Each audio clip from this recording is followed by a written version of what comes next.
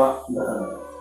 তেখেতক মই আমাৰ পুৰাণ সৈতে পাব আজিৰ ভাগৱত পাঠকক এখন পুৰাণ কৰ্মচাৰে আদৰণি জনাবলৈ মই আহ্বান জনাম।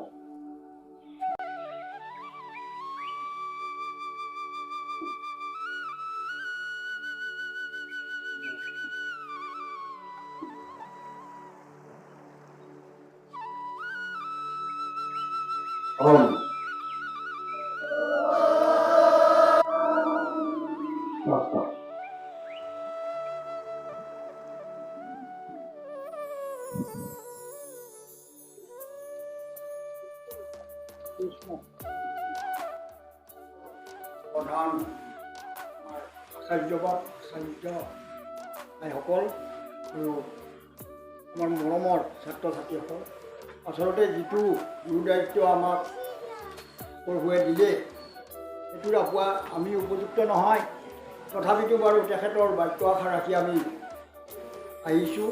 এই ইয়াতে আমাৰ অজানিত কিবা যদি ভুল হৈ যায় আপোনালোকে ক্ষমা কৰিব বুলি আশা ৰাখি ভকত ভগৱন্তৰ অৱচৰণত আমি এটি ঘোষাৰে সেৱা জনাই আগবাঢ়িছোঁ পাঠৰ আসনত।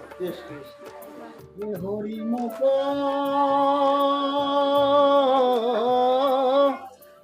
দুৰাচাৰ বুলি নকৰি বাপৰিহাৰ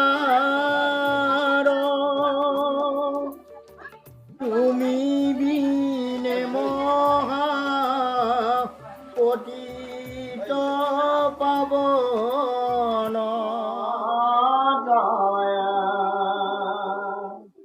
নাভি দেখা পঞ্চমে শাস্তে বৈ গস্তাৰ অষ্টমে অষ্টমে কৰ কমল গলয়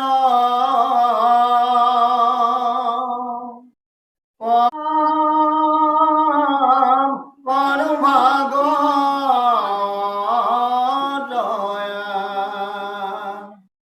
অন্ধ দেখা নবম দশমে দাৰুতুণ্ড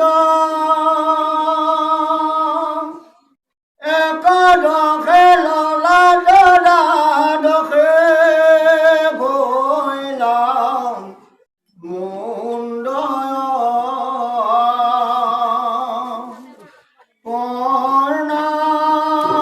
প্ৰণাম কৰ ভাগত হেন ভাগতৰ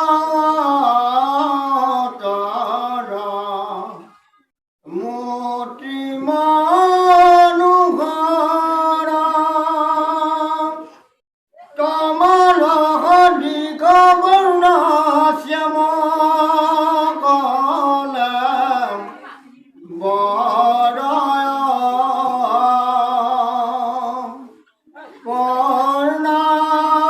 প্ৰণাম কৰ ভাগত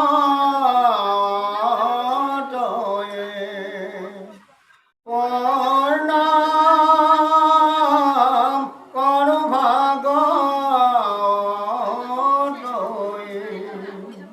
কৃষ্ণ।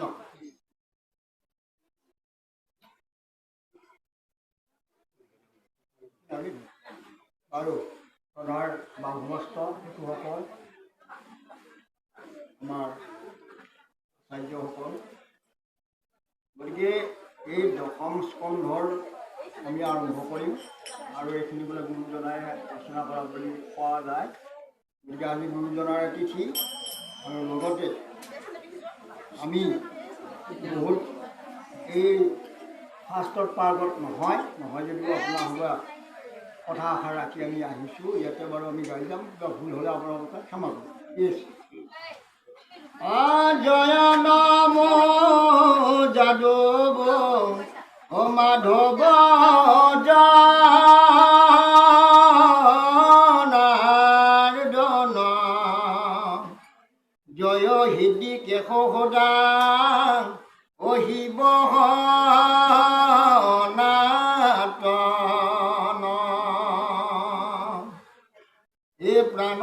অৱতাৰণ নাৰায়ণ নিৰাকাৰ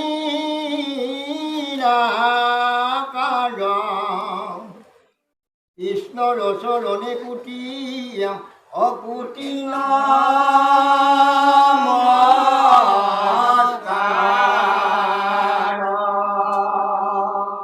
তেতিয়া দিনতে তেতিয়াই প্ৰভুক এনেকুৱা শ্ৰদ্ধা কৰিছিল যে কোটি কোটি নমস্কাৰ বুলি ক'লে কৈছে।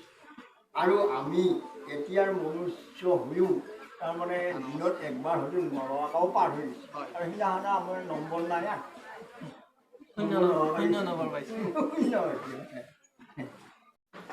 এ নমো নমো ভগৱন্ত ভকতৰ নিধিয়ে হৰি স্মৰণে আৰম হৰ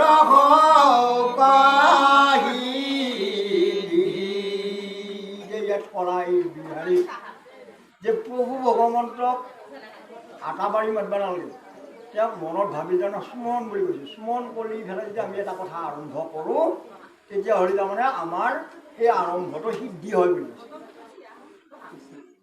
এতিয়া আমি যিখিনি গুৰুজনাক লৈ যিখিনি আমি ইয়াতে অনুষ্ঠান কৰিছোঁ, এইটো তাৰমানে তেওঁৰ স্মৰণ নাম গুৰি দি হৈ আছে।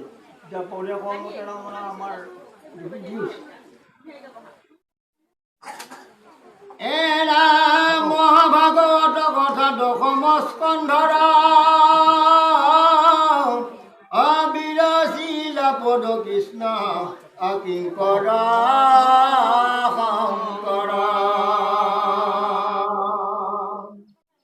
এই বোলো কৰ জোৰে শুনা সবে সভাসদ অমূঢ় হৈ কৰো মহা ভাগৱত পদ। আমাৰ মানুহৰ মাজত এনেকুৱা এটা আমাৰ ভাৱ যে আমি কিবা এটা যদি কৈছোঁ সেইটো তাৰমানে মই কৈছোঁ বুলি ক'ব নাপাওঁ বুলি আমাৰ মনটোৱে শান্তি নাপায়। কিন্তু তেওঁলোকে যেতিয়া ইমান ডাঙৰ কথা কৰি উঠিও মূৰ্খ বুলি কৈছে, আমাৰ আহে মই। গতিকে এই অহংকাৰটোত আমি যিহেতু পুণ্য কৰিছোঁ এইটোও সেইটো শেষ হৈ যায়। হে মোৰ ৰাম ৰাম আমাৰ পদতকে নধৰিবা দুখ কৃষ্ণ কথা শুনি কৰা অচিত্ত কন্ত।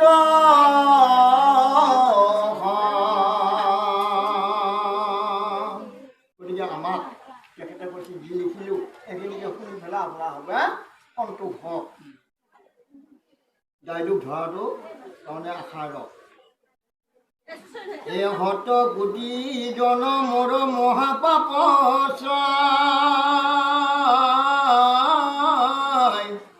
এ যিটো মনুষ্যৰ নিৰণ অতৰে ভৈলা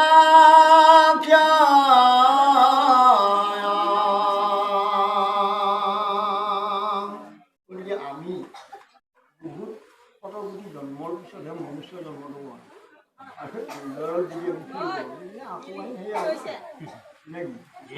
বাৰী চাৰি পেলাই আকৌ আৰম্ভ কৰি আহি এইবাৰত তাৰমানে পাছ কৰিলেহে পাম মেট্ৰিক পৰীক্ষা দিব। এই যিটো মনুষ্যৰ নিৰন্তৰে ভৈলা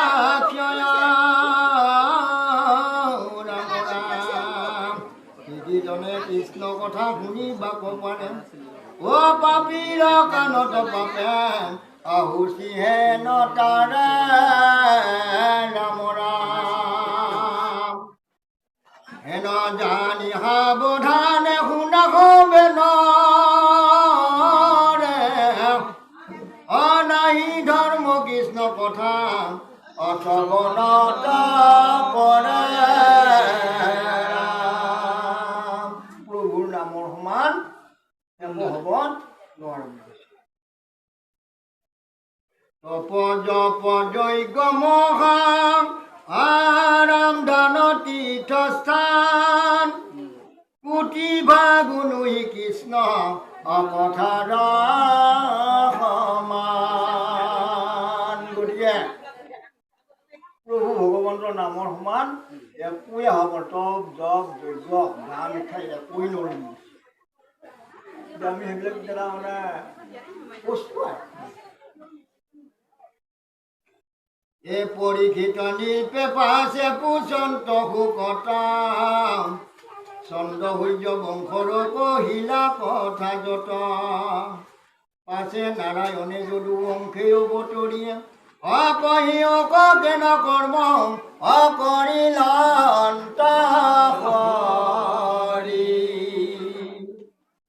আকৌ এতিয়া পৰীক্ষিতে ৰজাই তাৰমানে শুকক প্ৰশ্ন কৰিলে যে চন্দ্ৰ সূৰ্য বংশৰ গোটাখিনি কথা মই জানিলোঁ আপুনি কৰে কিন্তু এতিয়া মই প্ৰভু ভগৱন্ত ইয়াতে আহি পেলাই কি কাৰণত আহি কি লীলা খেলা কৰিলে সেই কথাখিনি মোক কওক মই সেইটোৱে শুনিব মোৰ ইচ্ছা এ মহাজ্ঞানী গণে যাক গাৱায় বিশ্বাম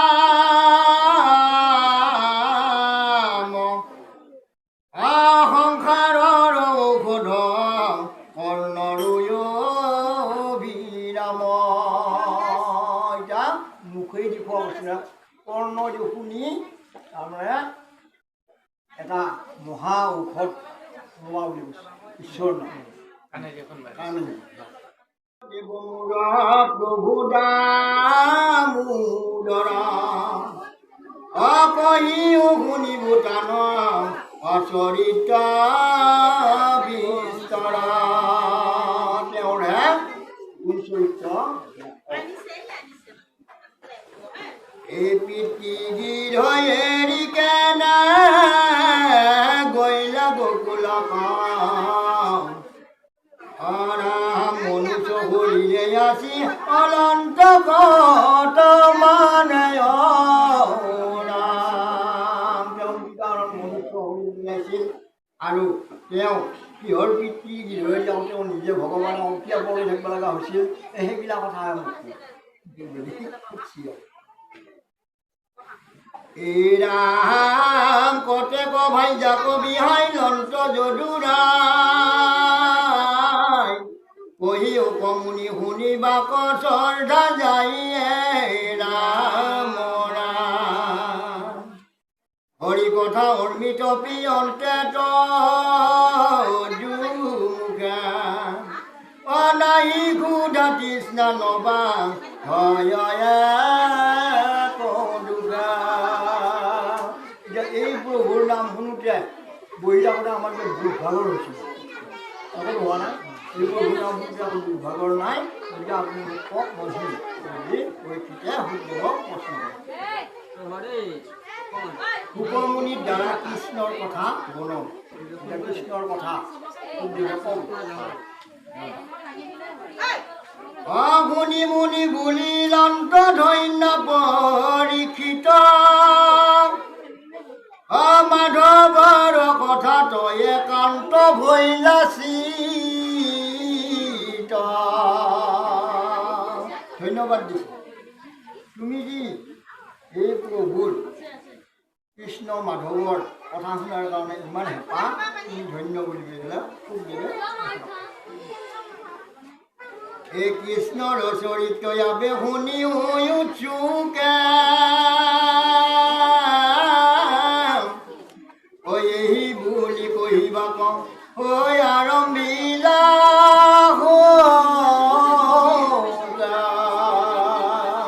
যেতিয়া এটা সাধুৰ কথা ক'ব সেই পোৱালিটোৰ শুনাৰ ইমান হেঁপাহ হ'ব পোৱালিটোৰ ইমান ইচ্ছা পোৱালিটো যদি ঘূৰি যায় তেতিয়া তোমাৰো এনেধৰণৰ যাব নাই এতিয়া সুখদেৱৰো তেওঁ প্ৰশ্ন কৰাৰ কাৰণে বাঢ়ি যায়